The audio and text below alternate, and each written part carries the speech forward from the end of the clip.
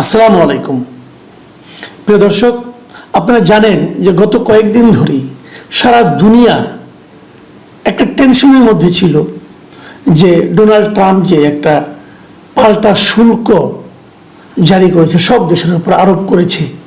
সেই শুল্ক কিভাবে তারা পরিশোধ করবে এবং সেই শুল্ক পরিশোধ করলে পর তারা আদৌ যে ব্যবসা বাণিজ্য আমেরিকার সঙ্গে করতো সেটা করতে পারবে কিনা, তাদের নিজস্ব অর্থনীতির উপর কি নেতিবাচক প্রভাব পড়বে, এগুলো নিয়ে সারা দুনিয়ার টেনশনে ছিল। দুনিয়ার প্রায় সকল দেশের উপরেই কিন্তু পাল্টা শুল্ক আরোপ করেছিলেন ডোনাল্ড ট্রাম্প। এক এক দেশের উপর এক এক রকম। আমাদের বাংলাদেশের উপরও 37% শুল্ক আরোপ করা হয়েছিল। এটা দিয়ে ব্যবসা করা আসলে কঠিন, কিন্তু এরপর কি হয়েছে? এরপর বিভিন্ন দেশ এটা নিয়ে ট্রাম্পের সঙ্গে দিন দরবারের চেষ্টা করছে এবং সেই দিন দরবারের মাধ্যমে তারা নিজেরা নানা রকম কথাবার্তা বলছে যে আমাদেরটা একটু ছাড় দেওয়া হোক, কিছুদিনের ছাড় দেওয়া হোক, এ ধরনের নানা ধরনের প্রশ্ন। এবং আমাদের দেশের যে সরকার প্রধান ডক্টর মোহাম্মদ ইউনূস, উনিও 7 তারিখে একটা চিঠি লিখেছিলেন ডোনাল্ড ট্রাম্পকে যে 3 মাসের জন্য এটা স্থগিত করা হোক, 3 মাস পরে আমরা চিন্তা ভাবনা করে দেখব কিভাবে কি করা যায়, অথবা এর মধ্যে আমরা আলাপ আলোচনা করে স্থির করতে পারবো যে কিভাবে কি করা যায়। তো এরই প্রেক্ষিতে গতকালকে হঠাৎ করে একটা নোটিশ এসেছে। সেই নোটিশটাকে ট্রাম্পই তার যে নিজস্ব যে সোশ্যাল মিডিয়া আছে সেখানে উনি ঘোষণা করেছেন যে এটা পৃথিবীর সকল দেশের উপর, একমাত্র চীন ছাড়া আর সকল দেশের উপর এটা আপাতত উনি স্থগিত করেছেন। এবং এই স্থগিতটা 3 মাসের জন্য স্থগিত করা হয়েছে। 3 মাস পরে এই দেশের সঙ্গে আলোচনার সাপেক্ষে নতুন ট্যাক্সের রেটটা উনি নির্ধারণ করবেন। এই হলো ঘটনা। এখন এটা কেন করা হয়েছে এবং চীনের সঙ্গে তার বরং আরও একটা বেশি করা হয়েছে, চীনের উপর সেই শুল্কটা বাড়িয়ে 125% করা হয়েছে। এটার কারণ আছে, চীনও কিন্তু পাল্টা অ্যাকশনে গিয়েছিল, তারাও এর উপর 84% ট্যাক্স আরোপ করেছিল। এই পাল্টি যুদ্ধের চীনের সঙ্গে তার আসলে একটা বাণিজ্য যুদ্ধ শুরু হয়ে গেছে, এটা বলা যায়। এছাড়া বিভিন্ন দেশ যারা আছে তাদের সঙ্গে কোনো যুদ্ধ হয়নি, অনেকে আবেদন করেছিল, লিখিতভাবে প্রস্তাব দিয়েছিল। তারই প্রেক্ষিতে এর মধ্যে যুদ্ধ আমরা জানতে পেরেছি যে 75টা দেশের সরকার প্রধানরা ট্রাম্পের সঙ্গে আলোচনা করেছেন। এটাকে ট্রাম্প বেশ তরিয়ে উপভোগ করছেন। আমি কেন বলছি যে যুক্তরাষ্ট্রের একটা পত্রিকা নিউ ইয়র্ক পোস্ট তারা একটা রিপোর্ট করেছে। সেই রিপোর্টের হেডলাইন হলো Trump brags countries are calling us up kissing my ass over tariff. মানে মোদ্দা কথা হলো, খুবই জঘন্য হেডলাইন। মোদ্দা কথা হলো এই ট্যারিফকে কেন্দ্র করে পৃথিবীর বিভিন্ন দেশ ট্রাম্পের সঙ্গে যোগাযোগ করতেছে এবং ট্রাম্পের ভাষায় কিসিং মাই অ্যাস মানে আমার পাছায় চুমু দিচ্ছে। এই হলো গিয়ে মানে ভাষা, তাদের বোঝার চেষ্টা করুন। তো নিঃসন্দেহে অপমানজনক ভাষা, কিন্তু যা হোক সে কারণে হোক, পশ্চাৎ দেশের চুমুর কারণে হোক আর যে কারণে হোক, উনি এটাকে 3 মাসের জন্য স্থগিত করেছেন। কোনো সন্দেহ নাই বিশ্বের দেশগুলো এটাকে নতুনভাবে চিন্তা করার জন্য, নতুনভাবে বার্গেন করার জন্য কাজে লাগাবে। এই সময়টাকে আমরাও লাগাবো। এই হলো পুরো ঘটনা। কিন্তু এখন এই ঘটনার প্রেক্ষিতে আমি আজকে যে ঘটনাটা নিয়ে কথা বলতে চাচ্ছি আর কি, সেটা হলো আমরা আগে দেখতাম না যে শেখ হাসিনা বিদেশ থেকে আসলে পর কিছু তৈলাক্ত সাংবাদিক তার সামনে বসতেন এবং বসে বলতেন যে আপনি মহান নেত্রী। এক সাংবাদিক তো কাঁদো ভাষায় বলেই ফেলেছিলেন আমরা আপনাকে হারাতে যাচ্ছি, কারণ আপনি আগে ছিলেন বাংলাদেশের নেত্রী, এখন হয়ে যাচ্ছেন বিশ্ব নেত্রী। সে বিশ্বনেত্রী এখন অবশ্য পালিয়ে আছেন ইন্ডিয়াতে। যাই হোক, তো এইরকম তেল মারা লোকগুলো এমনভাবে তেল মারতেন যে সেই তেল পেয়ে শেখ হাসিনা বলতে বিব্রত হয়ে যেতেন, এরকম দেখেছি আমরা। তো এখন তার শেখ হাসিনা নেই, সরকার প্রধানও প্রতিবার বিদেশ সফর থেকে এসে সাংবাদিকদের মুখোমুখি হন না মানে কি? ডক্টর ইউনূস তো এখন আমি একবারও দেখি নাই যে সাংবাদিক সম্মেলন করেছে, সংবাদ সম্মেলন করেছেন, এরকম হয়নি। উনি বিচ্ছিন্নভাবে কাউকে ইন্টারভিউ দেন, ওনার কথা বলেন, যে প্রশ্ন করেন তার উত্তর দেন। কিন্তু এই তেল মারার সুযোগটা হারিয়ে আমাদের সাংবাদিকদের কেউ কেউ হয়তো খুবই হতাশ অবস্থায় আছেন। তার একটা নমুনা আমরা দেখতে পেলাম বিএসএসএফ বাসসের যিনি এমডি মিস্টার মাহবুব মোর্শেদের একটা ফেসবুক স্ট্যাটাসে উনি একটা ফেসবুক স্ট্যাটাস লিখেছেন। ওনার ফেসবুকে, ওনার ভেরিফাইড ফেসবুকে, ওনার ফেসবুকে পেলাম জিনিসটা।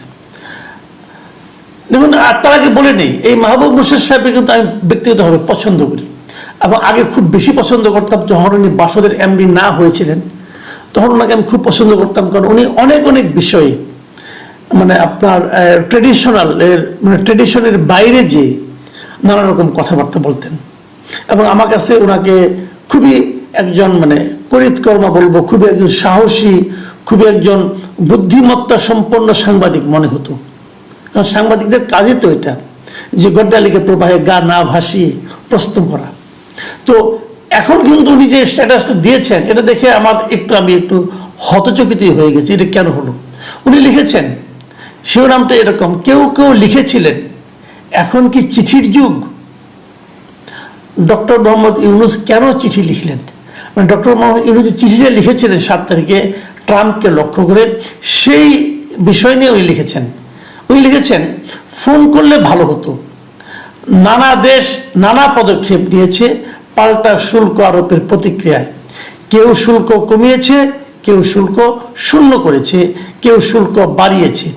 আমাদের প্রধান উপদেষ্টা 3 মাসের জন্য বাড়তি মার্কিন শুল্ক স্থগিত চেয়েছেন।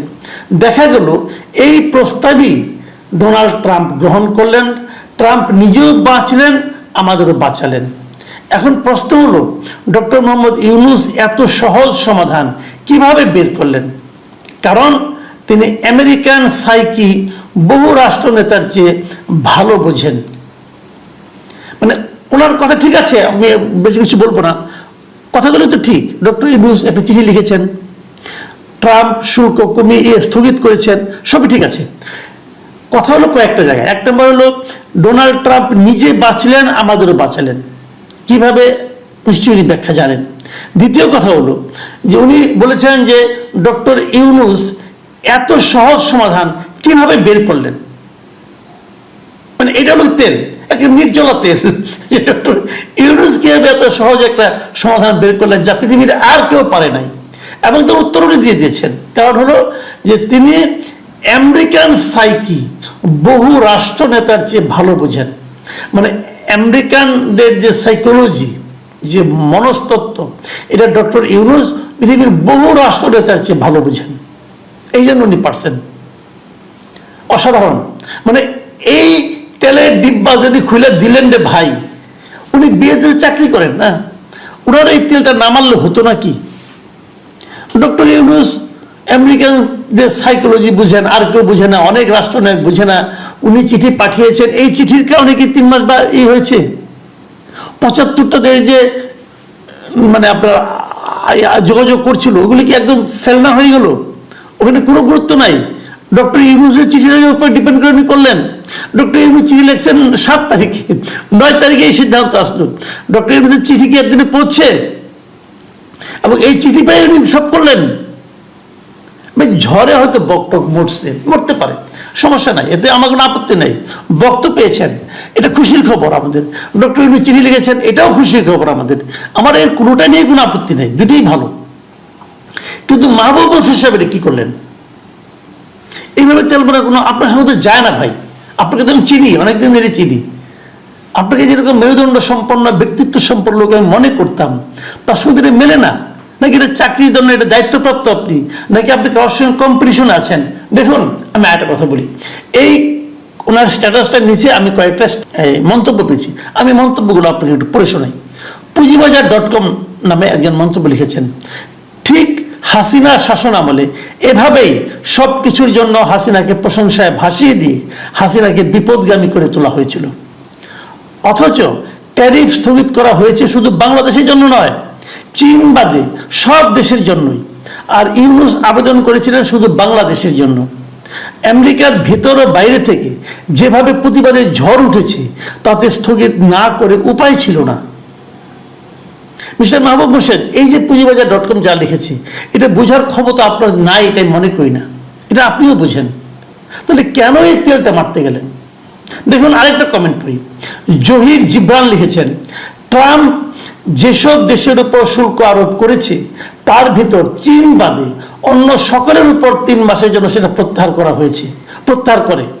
এখন কি বলবো সকলেই ডক্টর ইউনূস সাহেবকে ফলো করে চিঠি দিয়েছে? আরেকটা মন্তব্য শুনুন। জুলহাস উদ্দিন স্বজন তিনি লিখেছেন, ভাই একটু দেরিতে পোস্ট দেন, পোস্ট লেখার পর 2 দিন সময় নিন, তারপর ফেসবুকে পোস্ট দিন। 7 তারিখে চিঠি পেয়ে 9 তারিখে কার্যকর হয় না, এটা আপনি ভালোই বুঝেন। আমি শেষ কমেন্টটা পড়তেছি মির্জা মোহাম্মদ শাহ জামালের। উনি ওই যে আমি বললাম যে নিউ ইয়র্ক পোস্ট যে নিউজটা করেছে যে সবাই যে ইউনূসের পাশায় চুমু দিচ্ছে এখন এটা চেঞ্জ করার জন্য অথবা স্থগিত করার জন্য, সেটাকে রেফার করে উনি লিখেছেন যে দুঃখজনক ব্যাপার হলো ট্রাম্প উপহাস করে বলেছে যে বিভিন্ন দেশের রাষ্ট্রপ্রধানরা ট্যারিফ বিবেচনার জন্য ট্রাম্পের পাছায় চুমু দেওয়া শুরু করেছে। যে বলদগুলো ডক্টর ইউনূসকে আলগা বড় করতে চাচ্ছে, ট্রাম্পের মন্তব্যের পর তারা কি বলবে? Grow up man. হাসিনার মতো করে ডক্টর ইউনূসকে হাস্যকর কইরেন না। মিস্টার মাহবুব মুর্শেদ, আপনাকে আরেকটু বড় হতে হবে ভাই। মানুষ একসময় বড় হওয়ার পর ছোট হতে থাকে, আপনি সেই ছোট হওয়ার প্রক্রিয়ায় চলে যান, তাহলে আমাদের দুঃখের আর সীমা থাকবে না। প্লিজ বড় হন।